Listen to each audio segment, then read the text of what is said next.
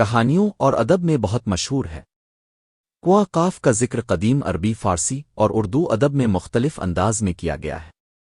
یہ پہاڑ حقیقت میں موجود نہیں بلکہ یہ زیادہ تر تصوراتی یا خیالی کہانیوں کا حصہ ہے۔ کنواں قاف کی داستانیں اور واقعات۔ ایک افسانوی پس منظر۔ کنواں قاف کا ذکر اکثر پریوں، دعا ہے اور جادوئی مخلوقات کے مسکن کے طور پر ہوتا ہے۔ یہ پہاڑ زمین کی آخری حد پر واقع تصور کیا جاتا ہے جہاں عام انسانوں کا پہنچنا ممکن نہیں۔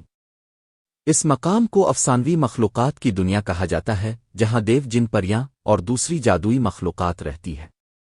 عربی اور فارسی ادب میں یہ ایک ایسی جگہ تصور کی جاتی ہے جہاں دنیا کے عجائبات اور پراسرار چیزیں موجود ہیں۔ دو شہزادہ جمال اور کنواں قاف۔ ایک مشہور داستان شہزادہ جمال کی ہے جو اپنی محبت کو پانے کے لیے کنواں قاف کی طرف سفر کرتا ہے۔ کہانی میں بیان کیا جاتا ہے کہ کنواں قاف کا راستہ نہایت خطرناک ہے جہاں دیو، جن اور پریاں رہتے ہیں۔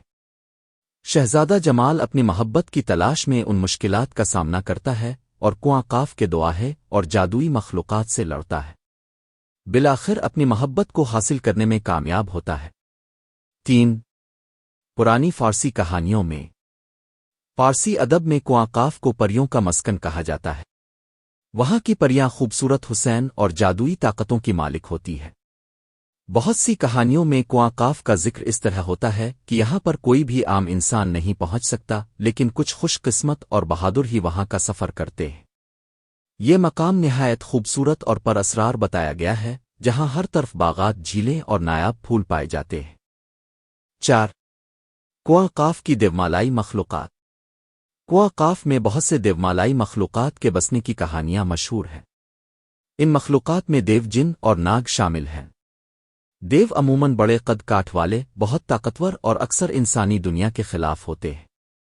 جن، جو عام طور پر انسانی نظر سے اوجھل رہتے ہیں، کنواں قاف میں بڑی تعداد میں بستے ہیں۔ ان مخلوقات کی کہانیاں مختلف تہذیبوں اور ادب میں موجود ہیں اور ان کا ذکر عموماً خوف اور دہشت کے ساتھ کیا جاتا ہے۔ پانچ کنواں قاف اور علم نجوم۔ علم نجوم اور کینت میں بھی کنواں قاف کا ذکر ملتا ہے۔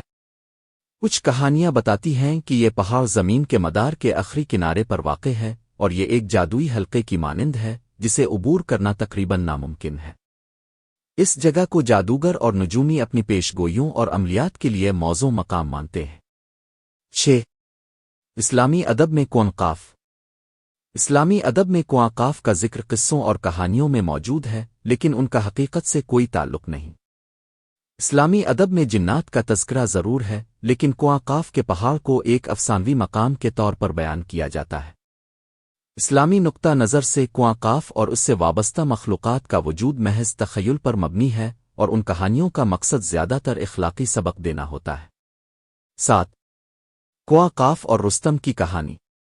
کنواں قاف کی کہانیوں میں ایک مشہور کردار رستم بھی ہے۔ رستم ایک بہادر جنگجو تھا جو اپنے مشن کی تکمیل کے لیے کنواں قاف کے خطرناک پہاڑوں کو عبور کرتا ہے۔ اس دوران اسے کئی دیوہے اور جنوں کا سامنا ہوتا ہے جن سے لڑ کر وہ اپنی بہادری کا مظاہرہ کرتا ہے۔ یہ کہانی فارسی ادب میں نہایت مشہور ہے اور رستم کو ایک مثالی کردار کے طور پر پیش کیا جاتا ہے۔ 8 کنواں قاف کا تاریخی پس منظر۔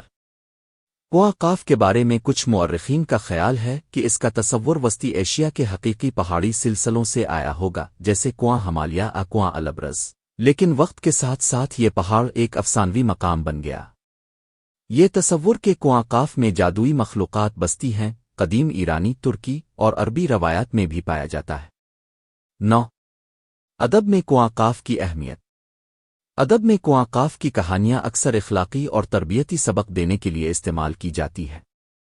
ان کہانیوں میں اکثر بہادری، قربانی، محبت اور مصیبتوں کا سامنا کرنے جیسے موضوعات شامل ہوتے ہیں۔ کنواں قاف کی کہانیاں بچوں اور بڑوں دونوں میں یکساں مقبول ہیں اور ان کو سن کر قارئین کی اخلاقی تربیت بھی ہوتی ہے۔ 10 کنواں قاف کی جدید تشریحات۔ جدید ادب اور فلموں میں بھی کنواں قاف کا ذکر ملتا ہے جہاں اسے جادوئی اور پراسرار مقامات کی علامت کے طور پر پیش کیا جاتا ہے۔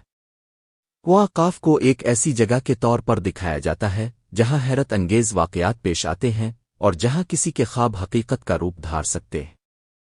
جدید قصوں میں قاف کو زیادہ تخلیقی انداز میں پیش کیا جاتا ہے، جہاں کردار مختلف مشکلات اور چیلنجز کا سامنا کرتے ہوئے اپنی منزل کو پاتے ہیں۔ نتیجہ: قاف کی کہانیاں اور واقعات انسانی تخیل اور ادب کا ایک اہم حصہ ہے۔ یہ پہاڑ اپنی تمام تر پراسراریت کے ساتھ دنیا بھر کی کہانیوں، افسانوں اور ادب میں ایک نمایاں مقام رکھتا ہے۔ قاف کا تصور اس بات کی یاد دہانی کراتا ہے کہ کہانیاں صرف حقائق پر مبنی نہیں ہوتیں، بلکہ وہ انسانی تخیل کی پرواز بھی ہوتی ہے جو زندگی کے مختلف پہلوؤں کو خوبصورت اور دلچسپ انداز میں پیش کرتی ہے۔ قاف کا تصور انسانوں کی ان خوابوں اور خواہشات کا عکاس ہے جو وہ حقیقت میں حاصل نہیں کر سکتے لیکن اپنے تخیل میں انہیں زندہ رکھتے ہیں۔ گوئی کی روایات میں ایک خیالی مقام کے طور پر موجود ہے۔ قاف کو عموماً ایک جادوئی پہاڑ کے طور پر بیان کیا جاتا ہے جو دنیا کے کسی دور دراز علاقے میں واقع ہے، اور یہاں پر دیو، پریاں، جادوگر اور دیگر ماورائی مخلوقات آباد ہے۔ اس کی ایک منفرد حیثیت ہے کیونکہ یہ روایتی قصوں اور داستانوں میں ایک ایسے مقام کے طور پر پیش کیا جاتا ہے جہاں غیر معمولی واقعات اور محیر العقول کہانیاں جنم لیتی ہے۔ قاف کا محل وقوع: قاف کا ذکر زیادہ تر قصہ گوئی کی کہانیوں اور روایتی ادب میں ملتا ہے، اور اس کا حقیقی محل وقوع کبھی واضح نہیں ہوا۔ یہ خیال کیا جاتا ہے کہ قاف کا تعلق قفقاز کے پہاڑوں سے ہو سکتا ہے، جو کہ یورپ اور ایشیا کے درمیان ایک پہاڑی سلسلہ ہے۔ تاہم اس بات کی کوئی ٹھوس تاریخی یا جغرافیائی ثبوت موجود نہیں ہے۔ بعض محققین کا کہنا ہے کہ یہ نام فارسی لفظ ایقاف اسے نکلا ہے، جو کسی دور دراز اور ناقابل رسائی مقام کی طرف اشارہ کرتا ہے۔ قاف سے منسوب داستانیں: قاف سے منسوب کئی مشہور داستانیں ہیں جو اردو اور فارسی ادب کا حصہ ہیں۔ ان میں سے چند ایک کا ذکر ذیل میں کیا گیا ہے۔ 1. شیریں اور فرہاد: شیریں اور فرہاد کی محبت کی داستان فارسی ادب کا ایک اہم حصہ ہے۔ کہا جاتا ہے کہ فرہاد نے شیریں کی محبت میں قاف کو کاٹنے کا عزم کیا تھا۔ اس داستان میں قاف ایک ایسے مقام کے طور پر پیش کیا گیا ہے جو انتہائی مشکل اور دشوار گزار ہے، لیکن فرہاد کی محبت اس قدر شدید تھی کہ وہ اس پہاڑ کو بھی کاٹنے کے لیے تیار تھا۔ رستم و سہراب: فردوسی کی شاہنامہ میں بھی قاف کا ذکر ملتا ہے، جہاں رستم کا تعلق قاف سے ہے۔ رستم ایک بہادر جنگجو ہے اور قاف کی مخلوقات اور دوآہے سے مقابلہ کرتا ہے۔ 3. پریوں کی کہانیاں: اردو اور فارسی ادب میں پریوں کی کہانیاں بھی قاف سے منسوب کی جاتی ہے۔ کہا جاتا ہے کہ پریوں کا مسکن قاف ہے، اور یہاں پر بادشاہی قلعے اور باغات ہیں جہاں یہ ماورائی مخلوقات اپنی زندگی بسر کرتی ہے۔ قاف کی اہمیت: قاف کا تصور ادب میں ایک اہم مقام رکھتا ہے کیونکہ یہ انسان کے تخیل، غیر معمولی واقعات اور ماورائی مخلوقات کا ایک مرکب ہے۔ اس کا ذکر مختلف ادبی اور لوک کہانیوں میں ایک ایسے مقام کے طور پر کیا گیا ہے جہاں ناقابل یقین اور غیر معمولی واقعات رونما ہوتے ہیں۔ اس کی خیالی حیثیت نے اسے ہمیشہ سے ادب کا ایک محبوب موضوع بنا رکھا ہے۔ حقیقت اور افسانہ: قاف کی حقیقت کو کبھی ثابت نہیں کیا جا سکا، اور یہ زیادہ تر افسانوی کہانیوں اور روایات تک محدود رہا ہے۔ مختلف زمانوں میں مختلف تہذیبوں نے اس تصور کو اپنے ادبی اور ثقافتی اظہار کا حصہ بنایا ہے۔ یوں قاف نے مشرقی ادب میں ایک ایسی علامت کے طور پر جگہ بنائی جو ناممکن کو ممکن کرنے، محبت کی شدید ترین آزمائشوں اور ماورائی طاقتوں کی دنیا کی نمائندگی کرتی ہے۔ اختتامیہ: قاف ایک ایسا خیالی مقام ہے جو اردو اور فارسی ادب کی کہانیوں، قصوں اور لوک داستانوں میں ہمیشہ زندہ رہے گا۔